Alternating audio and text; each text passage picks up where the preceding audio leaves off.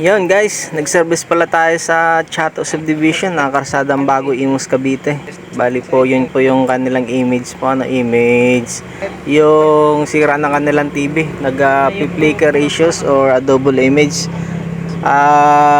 Deband lang to mga sir, kaya nga i-record ko na lang, isama ko na lang sa mga vlog ko to kasi wala pa akong sample videos nito. Kasi bawat videos po kasi is tinatag ko sa aking mga customer na nakagawa na tayo ng mga ganong sira. So yung deband po is wala pa akong videos nito na flickering is or double image, so wala akong may tag, so wala pa akong maging sample videos. So yun, ato gumawa tayo ng video mga sir. So yun, sa gusto po magpagawa po ng mga ganong issue, flicker image or double image, nag-home service po ako sa Rizal, Calabarzon at buong Cavite po. Manila din. Opo. Sa laabot po ng aking makakaya po mga sir. Yan po mga sir, swerte pa at ay may signal pa tayo nakukuha.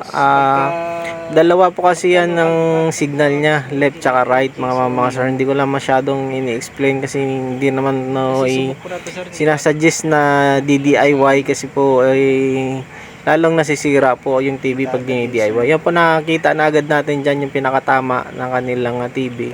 So nagkaroon na tayo ng points na yun ang banda doon sa signal na yun yung may sira kasi sunog nga po yung kanyang flex. Kaya nagkaroon ng kanyang double image. Yan, yung palabas niya double image o flicker image. So yun nga paano, ang purpose ko, na-record ko na nga to para ma-share ako sa next na mga customer na nakagawa na tayo ng mga ganitong issue kasi wala pa po history nito or wala pa ako sample videos nito na para i-send sa mga customer na next na mga inquiries na nakagawa na tayo ng double image, flickering image ng deband model naman. So kahit anong mga TV po mga sir, gumagawa po tayo. So yun, nagiging issues din to sa mga malalaking TV, sa mga kahit anong brand po, nagiging issues din to.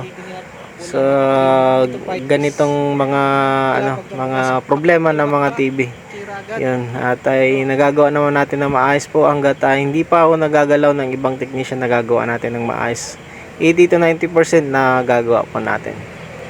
So yun nga tawag namin dyan mga sir, tape method. Nagawa na yung solution dyan, tape method lang tawag namin. So hindi ko na yan nilalayman yung pagbibigay ng resolution or solution kasi nga hindi nga po pwede i-DIY sa magka problema po yung TV ninyo. So contact na lang po kayo sa pinakamalapit na technician po sa inyo. Yun nga po, contact na lang kayo para hindi lalong masira, para hindi mo masayang yung TV ninyo. So yun mga sir, na-fix na natin dyan maayos at binibilin din natin na maayos dyan.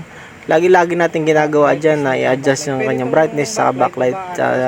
Yun nga po at ay malaki yung factor dyan ng ganong sistema. Ba't na nasira ang kanilang TV?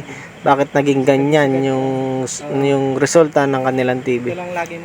Lalo na ngayon po, tag-init So yun, uso ng ganitong sakit ng TV. Yun po, maraming salamat po sa panonood po. Please subscribe na lang po. Thank you so much. Thank you. God bless.